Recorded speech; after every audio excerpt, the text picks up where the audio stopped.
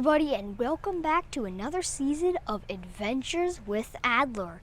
Today we're going to be looking at another little snake. Let's take a closer look.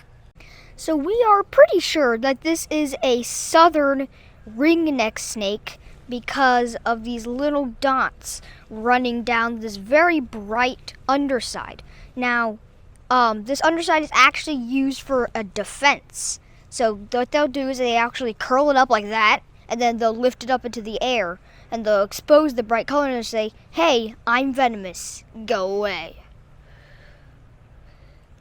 Now the venom is very mild. We'll talk more about that later. So, it's supposed to have an incomplete ring because it's a southern ringneck snake. There is kind of like a little line there, so maybe once it's fully grown, it will actually be an incomplete ring. Another thing that is not on this snake, but supposed to be on southern ringneck snakes, is the color here is more red than yellow or orange. And the ring can also be different colors. It could be cream, like we see here. It could also be brown or the same color as its underside. Now right here, it is shedding its skin. Now, if you look at the underside, you can see that it is very dark and doesn't have those spots yet. It's because it just shed this yesterday. So, you can see that the rest of the body is very shiny, and then this part's not. It'll actually get shiny over time. It doesn't look like it will, but it definitely will. It's actually formed another ring with its shed skin. Now, the way the reproduction works is the females secrete a pheromone, a biochemical that the males can smell. Once the males find the female, they run their closed mouth across the body like that, and then once they get to the head, they will bite on to the neck ring, and then, oh, he's biting me. They will bite on to the neck ring, and then they will actually angle their bodies so that they can deposit sperm. And then the eggs are kind of oval shaped with they're white in color that's contrasted by yellow ends. They usually lay them in loose soil or in rotting logs. Once they hatch, they fend for themselves. They don't need any parental care.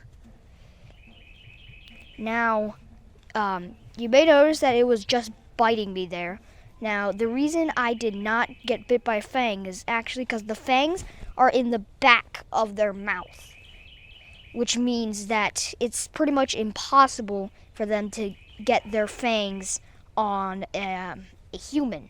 So, even though they are mildly venomous, they pose no threat to a human. This is a completely safe species to handle. Alright, I want to see if I can get him to open his mouth. Oh, there he is. Now, I don't actually see the fangs in the back. You see him in there? I don't see them, so I don't think you're going to be able to see them. I think they're actually tucked in right now. He actually really wants to bite me. Huh. I don't want him to bite. Just in case. He actually does have little teeth there. They're not fangs. See how the head is kind of triangular shape? That's how you know it's venomous. You can see it's also kind of flat here. There are snakes that can actually make their head look like that, but it doesn't look exactly like this. Now, their diet consists of small salamanders, worms, and slugs, but they will sometimes eat lizards and smaller juvenile snakes. Not of the same species. They're not cannibals. There are very few discovered snakes that are actually cannibalistic. The food that they eat actually kind of depends on the environment that they're in. Normally they live under rotting logs or under a rock snakes near the water. They tend to like relatively moist environments. Okay, so their average lifespan is around 10 years in the wild. In captivity, they only live for around 6 years. However, some think that in the wild they can actually live up to 20 years. Now, before this channel was even out, I actually found a baby, one of these snakes, and I was kind of scared of it because of this bright underside. Now, I know that might be kind of random, but I thought that was just worth mentioning. But I think that's pretty much it. So, let's go release them.